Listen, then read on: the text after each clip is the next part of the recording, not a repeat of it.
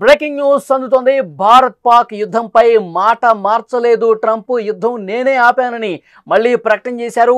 Modi phone తర్వాత కూడా Trump stand ఏమీ మారిన పరిస్థితి కనపట్ల. ట్రంప్ వ్యాఖ్యలతో భారత్లో రాజకీయ దుమారం రేగుతోంది. యుద్ధాన్ని అసలు ట్రంప్ ఆపాడా లేదా తేల్చి చెప్పండి అంటూ కాంగ్రెస్ కూడా పెద్ద ఎత్తున డిమాండ్ చేస్తోంది. ట్రంప్ స్టాండ్ పై అఖిలపక్ష భేటీకి కాంగ్రెస్ డిమాండ్ చేస్తున్నటువంటి పరిస్థితి. భారత్ పాక్ యుద్ధంపై డొనాల్డ్ ట్రంప్ చేస్తున్నటువంటి వ్యాఖ్యలు భారత్లో రాజకీయ దుమారం రేపుతున్నాయి. ఫోన్ కాల్ తర్వాత కూడా యుద్ధం నేనే ఆపానని పదే పదే డొనాల్డ్ ట్రంప్ వ్యాఖ్యానించడంపై ప్రధాని మోదీని ప్రతిపక్షాలు నిలదీస్తున్నాయి. ట్రంప్ వ్యాఖ్యలపై భారత్ వైఖరి ఏంటి? పదే పదే ఆయన ఎందుకు అలా చెప్తా ఉన్నాడు? మీరు ఫోన్లో ఏం మాట్లాడారు మొత్తం బయట పెట్టండి. ఈ విషయంపై ప్రధాని మోదీ సైలెంట్ గా ఉండకూడదు. వెంటనే అఖిలపక్ష భేటీ నిర్వహించి జరిగిందేంటో చెప్పాలి. మీరు జాతికి మొత్తం కూడా వివరించాల్సినటువంటి అవసరం ఉంది అంటూ కాంగ్రెస్ డిమాండ్ చేస్తోంది. ప్రధాని మోదీ నెక్స్ట్ ఏం మాట్లాడతారు అన్నది ఇక్కడ ఆసక్తికరంగా కనిపిస్తోంది. ఇదే విషయానికి సంబంధించి మనం కొంత లోతుగా డిస్కస్ చేసే ప్రయత్నం చేద్దాం. న్యూస్ రూమ్ నుంచి ఎడిటర్ తిరుమల్ లైవ్లో జాయిన్ అయ్యారు. తిరుమల్, డొనాల్డ్ ట్రంప్ పరిస్థితిని ఒకసారి మనం చూస్తే ఆయన నేను అసలు ఎవరి మాట వినను అన్న స్థాయిలో అదే వ్యాఖ్యలు అదే పాట పాడుతున్న పరిస్థితుంది. నిన్న 35 నిమిషాల పాటు G7 నుంచి నేరుగా ప్రధాని మాట్లాడే ట్రంప్తో మీరు జోక్యం చేసుకోవద్దు, మీరు అత్యుత్సాహం ప్రదర్శిస్తూ ఉన్నారు, ఇది సరైన పద్ధతి కాదు. మూడో దేశం జోక్యం, భారత్ పాకిస్తాన్ మధ్య మూడో దేశం జోక్యం అనేది అసలు ఆ మధ్యవర్తిత్వం అనేది మేము అసలు కోరుకోవట్లేదు, వద్దని కూడా ఖరాఖండిగా చెప్పారు. మళ్ళొకసారి ఇలాంటి ప్రకటనలు చేయొద్దు, మానుకోండి అని చెప్పారు. కానీ ఆసిమ్ మునీర్తో భేటీ తర్వాత మళ్ళీ పాత పాటే పాడిన పరిస్థితుంది. కొన్ని చోట్ల ప్రచారం కూడా జరుగుతుంది. మళ్ళీ యూటర్న్ తీసుకున్నాడు, నాకు ఎలాంటి సంబంధం లేదని కూడా అన్నాడని ప్రచారం జరుగుతుంది. అసలు ఏం జరుగుతోంది? వలి ఇక్కడ ఒక విషయాన్ని చాలా స్పష్టంగా గమనించాలి. డొనాల్డ్ ట్రంప్ ఇప్పటి వరకు 6 నుంచి 7 సార్లు భారత్ పాక్ యుద్ధాన్ని నేనే ఆపాను అని ప్రకటించారు. తాజాగా కెనడాలో G7 సదస్సు కోసం ప్రధాని మోదీ వెళ్లారు. ప్రధాని అక్కడికి చేరుకునే లోపే ట్రంప్ అక్కడి నుంచి వెళ్ళిపోయిన తర్వాత మోదీకి ట్రంప్కు మధ్య ఫోన్ సంభాషణ ఒకటి జరిగింది. ఈ సంభాషణలో దాదాపు 35 నిమిషాల పాటు ప్రధాని మోదీ డొనాల్డ్ ట్రంప్తో మాట్లాడారు. నిన్న చూసాం, డొనాల్డ్ ట్రంప్కి చాలా స్పష్టంగా మోదీ చెప్పారు, ఎటు భారత్ పాకిస్తాన్ యుద్ధంలో ఎటు అమెరికా ప్రమేయం కానీ మూడో దేశపు ప్రమేయం ఎట్టి పరిస్థితుల్లో లేదు. ఇది కేవలం భారత్ పాకిస్తాన్ ఇద్దరు చర్చించుకున్న తర్వాతనే ఆ యుద్ధం నిలిపివేయటం జరిగిందనే విషయం చెప్పారు. అంతేకాదు భారత్ పాకిస్తాన్ యుద్ధం నిలిపివేతలో వేరే దేశానికి సంబంధించి, అంటే ఉదాహరణకి ఎగ్జాక్ట్లీగా ట్రంప్ వ్యాఖ్యలకు అనుగుణంగానే ఎటువంటి ట్రేడ్ అంటే వాణిజ్య ఒప్పందాలకి ప్రభావితం కాలేదు అనే విషయాన్ని కూడా చాలా స్పష్టంగా చెప్పారు. సింపుల్గా చెప్పాలంటే, మన మామూలు ప్రజల భాషలో చెప్పాలంటే, ట్రంప్ నువ్వు నోరు మూసుకొని ఇష్టం వచ్చినట్టు మాట్లాడకు, యుద్ధం ఆపింది నీకోసం కాదు, నువ్వు చెప్పినందుకు ఆపలేదనే విషయాన్ని చాలా తెలివిగా స్వీట్గా చెప్పారు ప్రధాని మోదీ. ఇదే సమయంలో పాకిస్తాన్ ఆర్మీ చీఫ్ మునీర్ నిన్న ట్రంప్ వైట్ హౌస్లో ప్రైవేట్ విందులో పాల్గొన్నారు. ఈ విందుకి కనీసం మీడియాను కూడా ఆహ్వానించలేదు, నో ఎంట్రీ. అయినా ఆ మీడియా ఈ విందు తర్వాత, అంటే ప్రధాని మోదీ ఫోన్ కాల్ తర్వాత విందు జరిగింది. విందు తర్వాత ట్రంప్ వచ్చి మళ్ళీ మీడియాతో మాట్లాడారు. మీడియాతో మాట్లాడుతూ I love Pakistan, Modi also good leader అంటూ మళ్ళీ అవే వ్యాఖ్యలు చేశారు. ఇండియా పాకిస్తాన్ యుద్ధాన్ని నేనే ఆపాను, 2 దేశాల అణుయుద్ధాన్ని అడ్డుకున్నది నేనే అని మళ్ళీ ట్రంప్ ఈ వ్యాఖ్యలు చేశారు. తాజాగా ఇంకొక స్టేట్మెంట్ కనిపిస్తోంది, లేదు ఇండియా పాకిస్తానే డిసైడ్ అయ్యాయి, అందులో నా ప్రమేయం లేదని ట్రంప్ మాట్లాడడానికి తెలుస్తుంది. ట్రంప్ వ్యాఖ్యలు కంప్లీట్గా భారతదేశ రాజకీయాలను తీవ్రంగా ప్రభావితం చేస్తున్నాయి. ట్రంప్ ఎప్పుడైతే మళ్ళీ ప్రెస్ మీట్ పెట్టి భారత్ పాకిస్తాన్ యుద్ధాన్ని ఆపింది నేను అని చెప్పారో, అప్పుడు భారతదేశంలో ఉన్న రాజకీయ పార్టీలన్నీ ప్రధాని మోదీని ఇప్పుడు క్వశ్చన్ చేస్తున్నాయి. చాలా స్ట్రైట్గా డైరెక్ట్గా ప్రధాని మోదీని ప్రశ్నిస్తున్నాయి. భారత్ పాకిస్తాన్ యుద్ధాన్ని ఆపింది పాకిస్తాన్ భారత్ ద్వైపాక్షిక చర్చలతో ఆగిందా, లేదంటే ట్రంప్ ఆపాడా, 2 దేశాలని బెదిరించాడా అనేది ఇప్పుడు కాంగ్రెస్ చాలా స్పష్టంగా, కాంగ్రెస్ సీనియర్ నాయకుడు జైరాం రమేష్ ఖచ్చితంగా ఈ విషయం పైన మళ్ళీ ప్రధాని మోదీని గ్రిల్ చేస్తున్నారు. 38 రోజులుగా మౌనంగా ఉన్న ప్రధాని ఇవాళ మాట్లాడారు. ట్రంప్కి సంబంధం లేదని ఆయన చెప్పిన తర్వాత కూడా మళ్ళీ ట్రంప్ వచ్చి నేనే ఈ యుద్ధాన్ని ఆపానని మళ్ళీ మాట్లాడడం వెనుక భారత ప్రభుత్వం ఒక స్పష్టమైన వైఖరిని తెలియజేయాల్సిన అవసరం ఉందని, ఇందుకోసం వెంటనే అఖిలపక్ష సమావేశాన్ని కూడా నిర్వహించాలని జయరాం రమేష్ డిమాండ్ చేస్తున్నారు. శివసేన కూడా ఎటువంటి వ్యాఖ్యలు చేస్తుంది. మొత్తం భారత్ అంటే అపోజిషన్ కంప్లీట్ గా ట్రంప్ యాంగిల్లో ప్రధాని మోదీని గ్రిల్ చేసే ప్రయత్నం చేస్తుంది, ప్రధాని మోదీని ప్రశ్నించే ప్రయత్నం చేస్తుంది. నిజంగా ట్రంప్ చాలా స్పష్టంగా ఏదైతే పాకిస్తాన్ ఐ లవ్ పాకిస్తాన్ అంటూనే ట్రంప్ ఇంకొక మా వ్యాఖ్య కూడా చేశారు. రెండు దేశాలని నేను వాణిజ్యం పేరుతో బెదిరించాను అనే విషయాన్ని కూడా చెప్పారు. మీరు యుద్ధం ఆపేస్తే మీతో నేను ట్రేడ్ డీల్స్ కుదుర్చుకుంటాను, మీరు యుద్ధం ఆపేయకపోతే ట్రేడ్ డీల్స్ కుదుర్చుకోను అని చాలా స్పష్టంగా నేను చెప్పాను. అందుకే రెండు దేశాలు వెనక్కి తగ్గాయి. అంటే ఇక్కడ భారత్ పాకిస్తాన్ విషయంలో అమెరికా బెదిరిస్తే భారత్ భయపడ్డట్టుగా ట్రంప్ వ్యాఖ్యలు ఇక్కడ కనిపిస్తున్నాయి. అంటే అట్లా ప్రతిబింబం అవుతున్నాయి, బయటకు వస్తున్నాయి.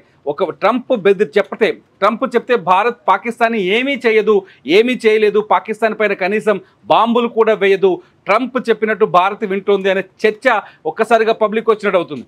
వారు తెలుసుకోవాలంటే అవసరం ఉంది అని చెప్పి కాంగ్రెస్ పెద్ద ఎత్తున డిమాండ్ చేస్తోంది.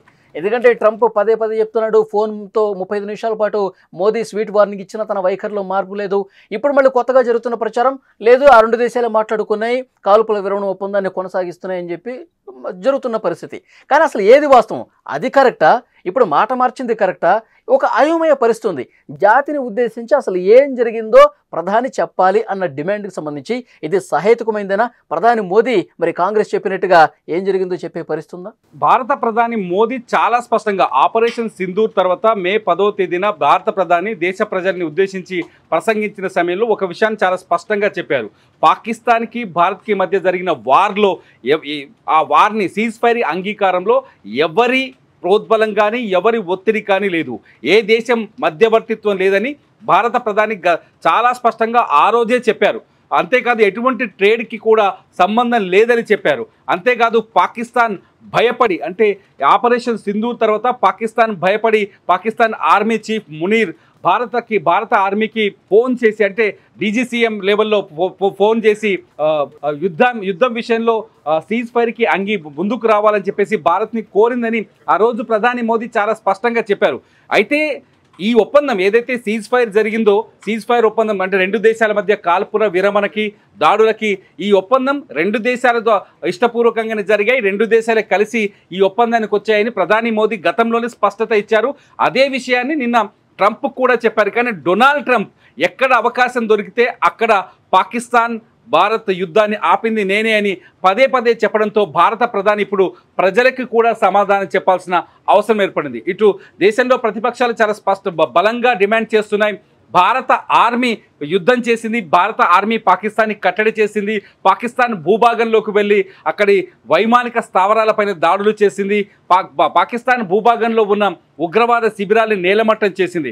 ఇంత కష్టపడ్డ ఆర్మీ ఒక్కసారిగా ఒక ట్రంప్ చెప్పడం వల్ల ట్రేడ్ ఆపేస్తానని, అంటే వాణిజ్య ఒప్పందాన్ని నిలిపేస్తానని ట్రంప్ భయపెట్టడం వల్ల వెనక్కి తగ్గారా?